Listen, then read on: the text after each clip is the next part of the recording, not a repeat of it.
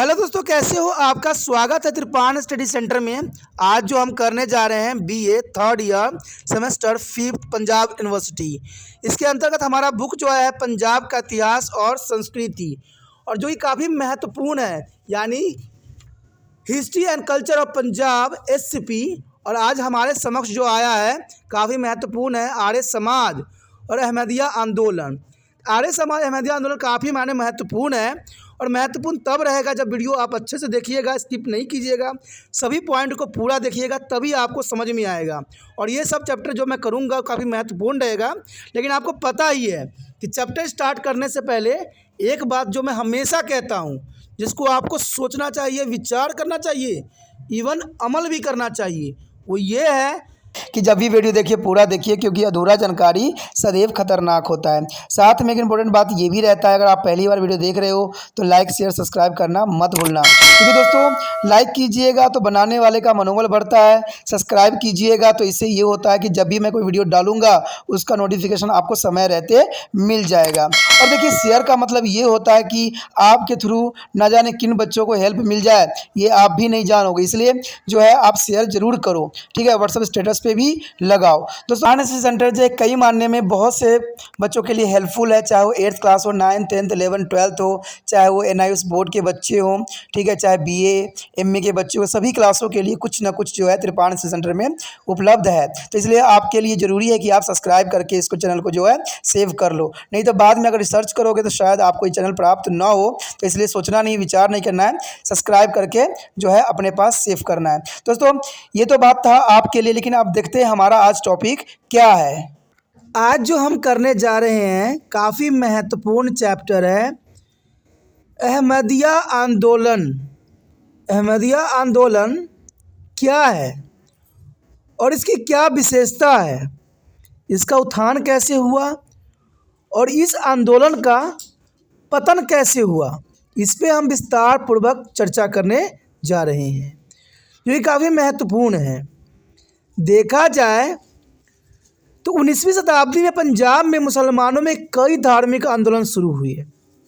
19वीं शताब्दी में पंजाब में मुसलमान भी जो है पीछे नहीं रहे, इन्होंने कई प्रकार के आंदोलन शुरू किया।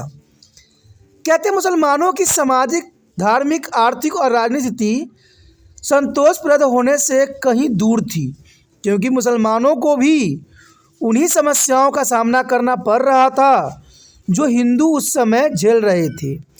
राजनीतिक रूप से वे हर्षायुक्त थे और सामाजिक और धार्मिक तौर पर वे विरूप थे। उनके सामने ईसाई मिशनरी और आर्य समाज कारकुनों की ओर से गंभीर खतरा बना हुआ था, क्योंकि जिस प्रकार उस समय ईसाई धर्म प्रचार कर रही थी और आर्य का उस समय बोलबाला था, कहते मुसलमान धर्मों के लिए बहुत बड़ा खतरा बना हुआ था। जो मुसलमानों के धर्म परिवर्तन अपने अपने धर्मों में करने के लिए तुले हुए थे, आर्य समाज वाले भी तुले हुए थे और ईसाई मिशनरी भी मुसलमानों को जो है अपने धर्म में लाने के लिए हर संभव कोशिश कर रहे थे। शिक्षा में भी उनकी स्थिति अच्छी नहीं थी और मुसलमानों में जो है असाक्षर की संख्या काफ़ी अधिक थी, यानी बहुलतम संख्याओं में असाक्षर मौजूद थे। जिन कमियों और बीमारियों से मुसलमान जो है अंदरूनी और बाहरी रूप से ग्रस्त थे, उन्हें दूर करने के लिए बहुत से आंदोलन चलाए गए। और भारत में मुसलमान सामाजिक आंदोलन मुख्य रूप से धर्म की शुद्धि पर केंद्रित थी। यानी देखा जाए भारत में मुसलमान सामाजिक धार्मिक आंदोलन मुख्य रूप से धर्म की शुद्धि पर केंद्रित थी। और इस्लाम धर्म से संबंधित सबसे महत्वपूर्ण आंदोलन में अहमदिया आंदोलन, फरेजल आंदोलन, तारीख ए मुहम्मदिया आंदोलन और अलीगढ़ आंदोलन इत्यादि काफ़ी महत्वपूर्ण थे।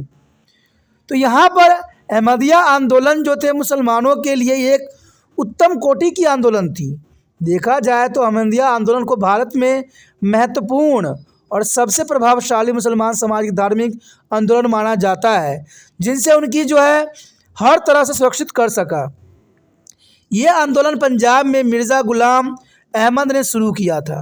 यानी आपको ये बात याद रखना चाहिए कि अहमदिया आंदोलन का शुरुआत जो है मिर्ज़ा ग़ुलाम अहमद ने किया था। ये स्थापक थे इसके, और वो अच्छा शिक्षित व्यक्ति थे, वो काफ़ी शिक्षित व्यक्ति थे।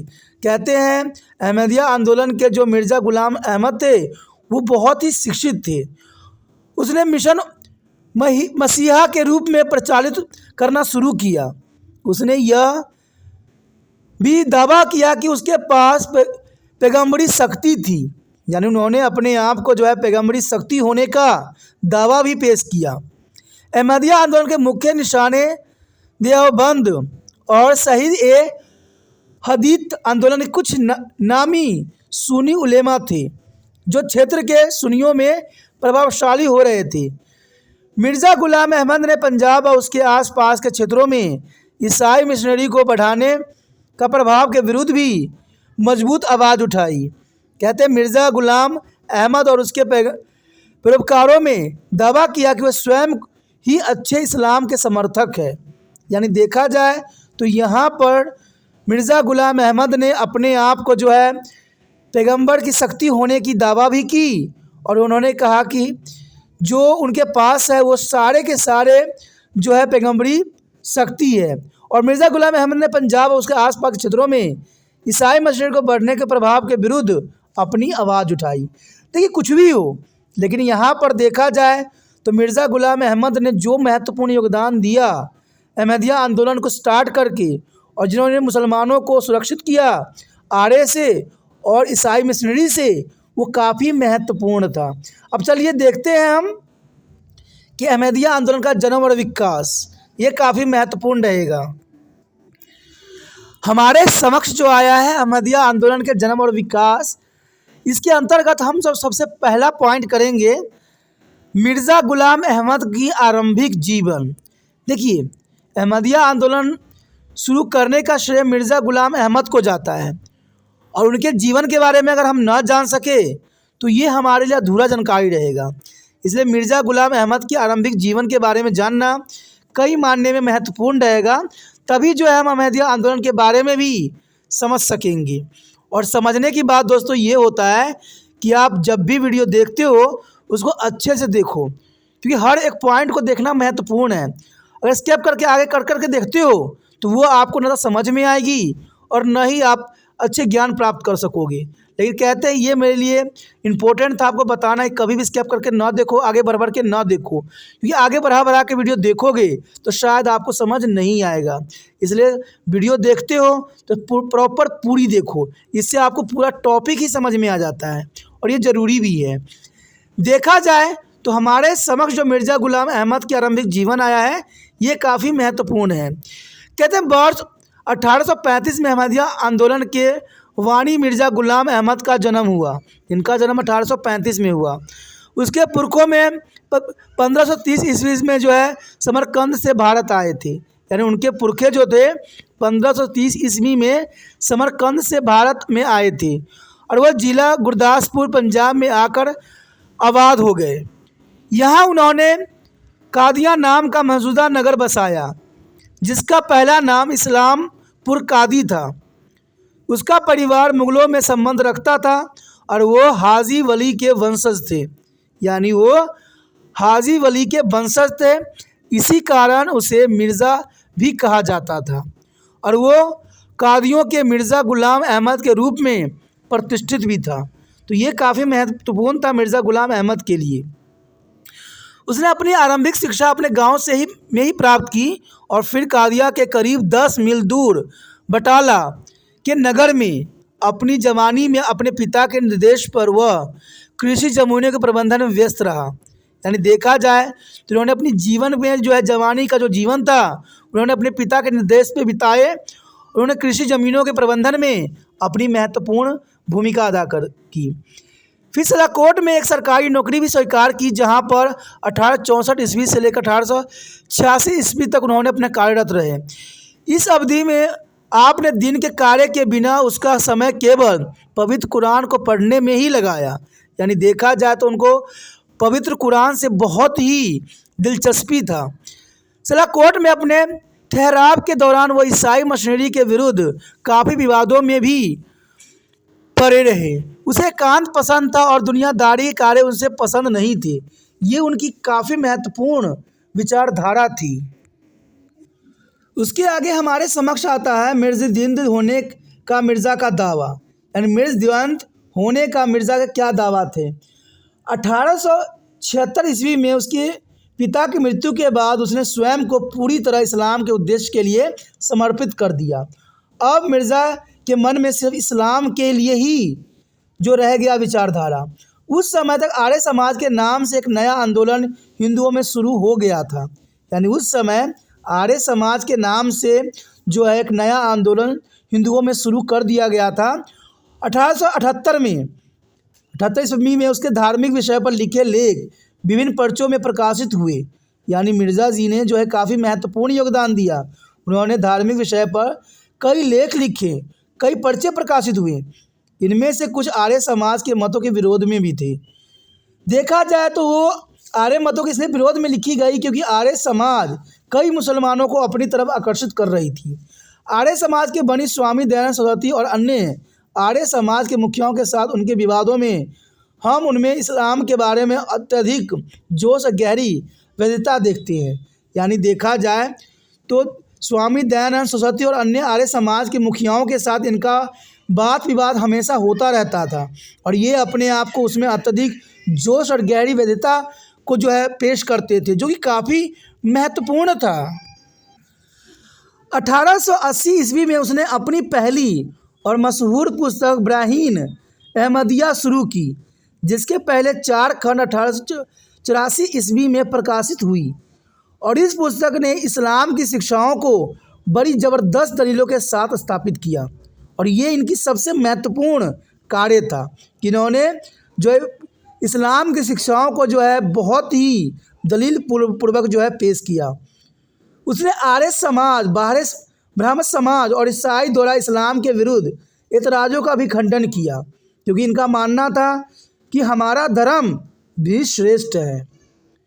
और देखा जाए तो मूल्य रूप से उनके गलत सिद्धांतों का पूरी तरह विरोध किया इन्होंने।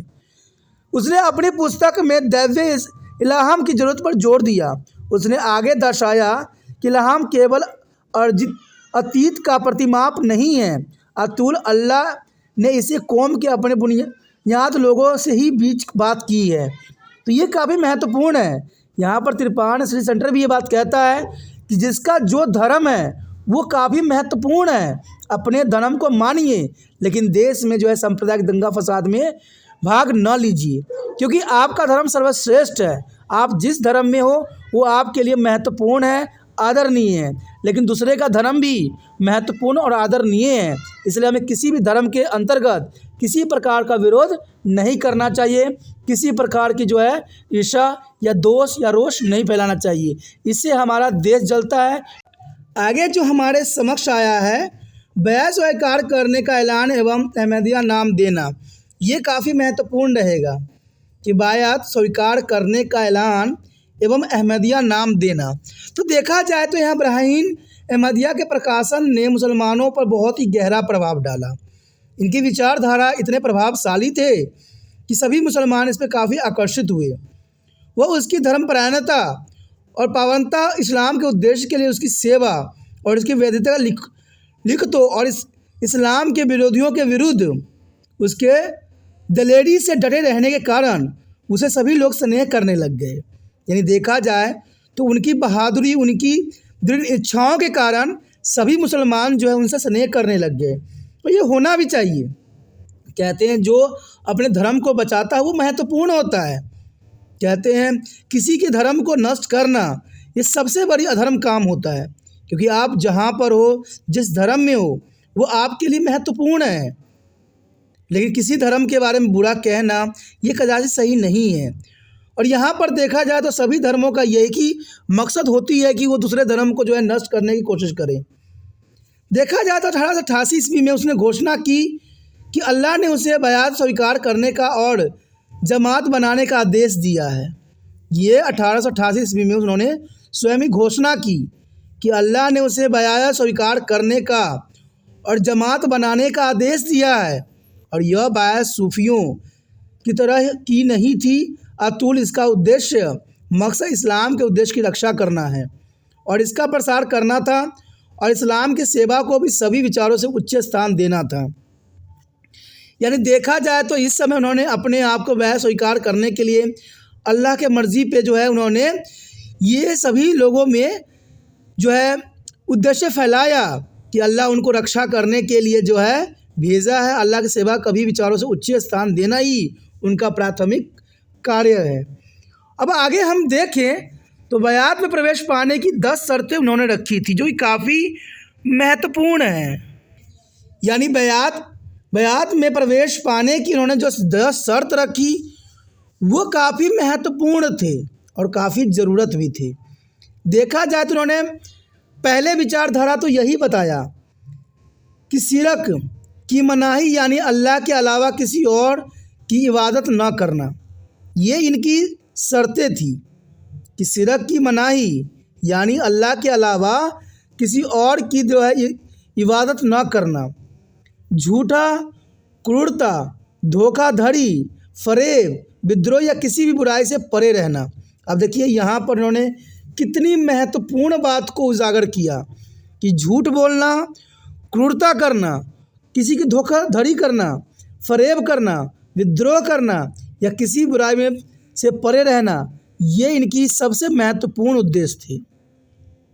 इवन कि देखा जाए तो इन्होंने तीसरी जो बयात पाने में जो है शर्त रखी वो रखी थी कि दिन में 5 बार जो है दुआ करना यानी सलात करना, यानी दिन में 5 बार जो है दुआ करने की इन्होंने बात रखी। उसके पश्चात आगे हम देखें तो उन्होंने चौथी जो शर्त रखी वो था अल्लाह के बनाए किसी भी जीव को चोट न पहुंचाना।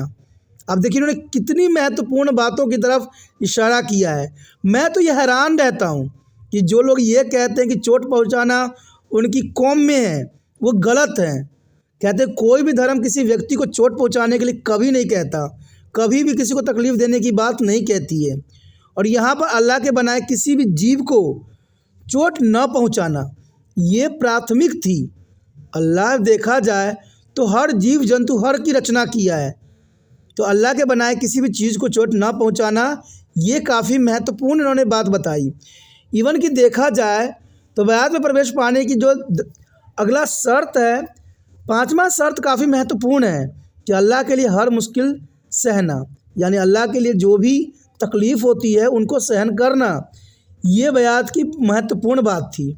इवन कि देखा जाए आगे हम बयात में प्रवेश पाने के जो अगला शर्त है वह है अब द्रव्य रीतियों और बुरे इच्छाओं से बचकर रहना, यानी बुराइयों से अपने आप को दूर रखना, ये काफ़ी महत्वपूर्ण यहाँ पर इन्होंने बयात रखी। अगर अगली हम शर्तों की बात करें तो घमंड छोड़कर निर्मलता से रहना, यानी घमंड किसी प्रकार का न करना, ये इनकी प्राथमिक और महत्वपूर्ण बात थी। इवन आगे देखें तो उन्होंने 8वें पॉइंट के अंदर बताया था कि अपने धर्म, प्रतिष्ठा व इस्लाम की भलाई को अपने जीवन की और संपत्ति एवं बच्चे से ऊपर रखना है, यानी हमारा लिए सबसे महत्वपूर्ण जो है प्रतिष्ठा इस्लाम धर्म की भलाई है। इसके लिए हमारी जीवन चला जाए, संपत्ति चला जाए, बच्चे से भी ऊपर हमारा धर्म है, हमारे प्रतिष्ठा है, हमें अपनी प्रतिष्ठा को निभाना चाहिए। कहते हैं प्रतिष्ठा इस्लाम की भलाई के लिए बनाई गई थी और ये ज़रूरी था और ये काफ़ी महत्वपूर्ण बयात थे। इवन कि हम अगर 9वां नंबर के देखें तो कहते हैं अल्लाह के बंदों के लिए दया भाव रखना, जो अल्लाह के बंदे हैं उनके लिए दया भाव रखना एवं उनके कल्याण के लिए प्रयत्न सदैव करता रहना, ये उनके जो है 9वां जो है बयात थे जो कि शर्त के अंतर्गत था। इवन कि हम 10वां बयात देखें तो ये भी काफ़ी महत्वपूर्ण है कि मुसलमानों में भाईचारा स्थापित करना, यानी मुसलमानों को आपस में भाईचारा रहना चाहिए, भाईचारे की भावना होनी चाहिए और वो हर अच्छे कार्य में अहमद की आज्ञा मानना और इन नियमों का जो है मरते दम तक पालन करना, यानी किसी को चोट न पहुंचाना, कभी बुरे रास्ते को न अपनाना और सदैव ही सच्चाई के साथ आगे बढ़ना, ये इनके बयातों में प्रवेश पाने के 10 शर्त थे जो कि काफ़ी महत्वपूर्ण थे। यद्यपि आंदोलन 1879 ईस्वी में स्थापित हुआ था, पर इन अहमदा नाम जो है 19वीं शताब्दी ईस्वी में दिया गया। यानी देखा जाए ये इस आंदोलन का जो है शुभ आरंभ 1889 ईस्वी में स्थापित हुआ, लेकिन देखा जाए तो अहमदिया नाम जो था 19वीं शताब्दी में दिया गया, यानी 1900 में इसको दिया गया। उलेमा और अन्य लोगों के ज़बरदस्त विरोध के बावजूद उसके चेलों की गिनती बढ़ती गई। यानी देखा जाए तो यहाँ पर मिर्ज़ा के जो चेले थे उनके आए दिन बढ़ते जा रहे थे। बेशक देखा जाए तो उलेमा जो थे और अन्य लोगों के ज़बरदस्त विरोध इस समय भी थे, लेकिन फिर भी इनके विचारधाराओं के कारण ये जो थे आगे बढ़ते चले गए। उस समय तक उन्हें मिर्ज़ाइज़ और कादियानी कहा जाता था, यानी उस समय उन्हें मिर्ज़ाइज़ और कादियानिया कहा जाता था। और कहते हैं 4 नवंबर 1900 को मिर्ज़ा ग़ुलाम अहमद कादियानी ने कहा कि उसे मोहम्मद की तरफ से अहमद कहा जाए। यानी देखा जाए मोहम्मद की तरफ से उन्होंने अपने आप को अहमद कहलाया। और अहमद एक अरबी शब्द है जिसका अर्थ है बहुत प्रशंसात्मक। उसने दावा किया कि अल्लाह ने उसे नेकी, प्यार, दया और नम्रता के लिए कुछ गुण बख्शे थे, जैसे हज़रत मोहम्मद को बख्शे थे। इस तरह इस आंदोलन को अहमदिया नाम दिया गया क्योंकि अहमद पैगंबर मोहम्मद के 2 नामों में से एक था। यानी अहमदिया नाम दिया गया क्योंकि अहमद पैगंबर मोहम्मद के 2 नामों में से एक नाम था। तो इस प्रकार जो है इन्होंने अपना जीवन को आगे बढ़ाया। उसके पश्चात हमारे समक्ष आता है मसीहा होने का दावा और मिर्ज़ा ग़ुलाम अहमद के विरोध। कहते हैं यहाँ पर देखा जाए तो मिर्ज़ा जो थे अपने आप को मसीहा होने का दावा और मिर्ज़ा ग़ुलाम अहमद के विरुद्ध बहुत से विरोध भी हुए। ऐसा होता है, कहते हमेशा ऐसा ही हुआ है। अहमदिया आंदोलन का अन्य पड़ाव तब शुरू हुआ जब ग़ुलाम अहमद ने यह ऐलान किया कि जिस मसीहा ने आने का वादा मुसलमानों से किया गया था वही इस कौम का जो है मुजद्दिद होगा, और मसीहा के आने संबंधी जो भविष्यवाणी की गई थी वह स्वयं मिर्ज़ा ग़ुलाम अहमद द्वारा ही पूरी की जाएगी। यानी देखा जाए तो यहाँ पर काफ़ी महत्वपूर्ण बात की तरफ इशारा किया गया कि अहमदिया आंदोलन का अन्य पड़ाव ये भी था कि ग़ुलाम अहमद ने ये ऐलान कर दिया कि जिस मसीहा के आने का वादा मुसलमानों से किया गया था वह ही इस कौम का मुजद्दिद होगा, और मसीहा के आने संबंधी जो भविष्यवाणी की गई थी वह स्वयं मिर्ज़ा ग़ुलाम अहमद द्वारा ही पूरी की जाएगी। ऐसे दावे के पश्चात उसके विरोध का एक तूफ़ान खड़ा हो गया, क्योंकि देखा जाए तो ये बहुत बड़ी बात थी। इन्हीं कारणों से इस दावे के पश्चात उसके विरोध में एक तूफ़ान खड़ा हो गया। और कुछ दिन पहले जिस व्यक्ति को इस्लाम का चैंपियन समझा जाता था उसे ही इसका सबसे बुरा दुश्मन माना जाने लग गया।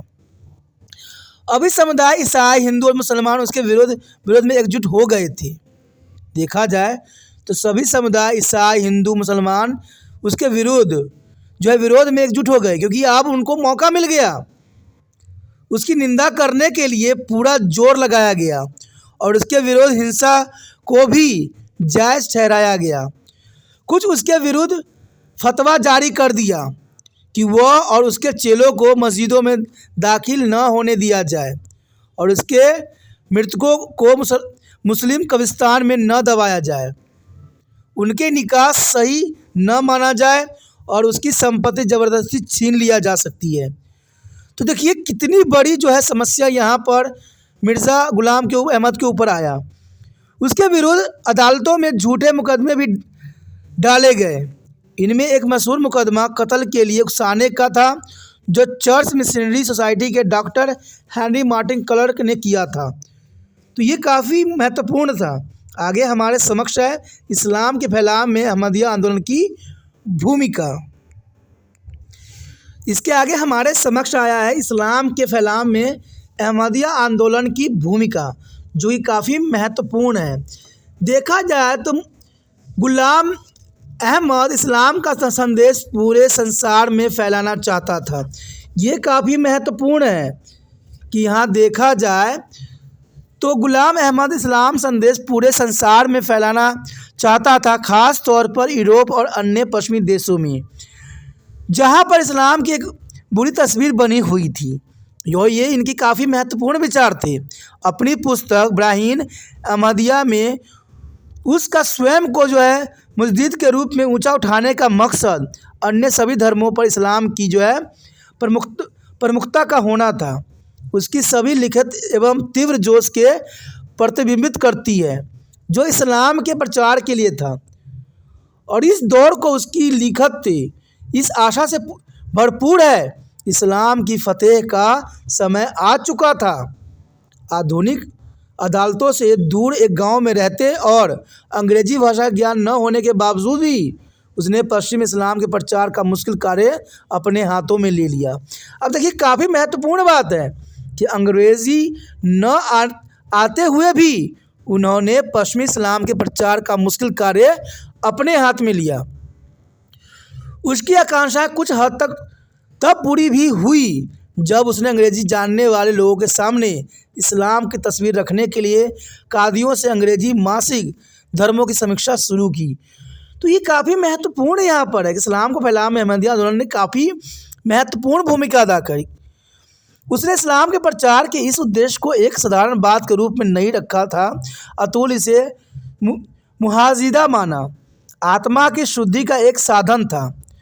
उसने अपने शिक्षाओं को कहा कि वह इस्लाम के उद्देश्य के लिए सख्त मेहनत करे और इस्लाम के प्रसार के लिए अपनी पूरी शक्ति से जिहाद में शामिल हो। उसका विचार था कि आत्मा की शुद्धि कठोर अभ्यासों से नहीं की जा सकती है। उसके बारे में पैगंबर वह उसके समर्थकों में कुछ नहीं कहा।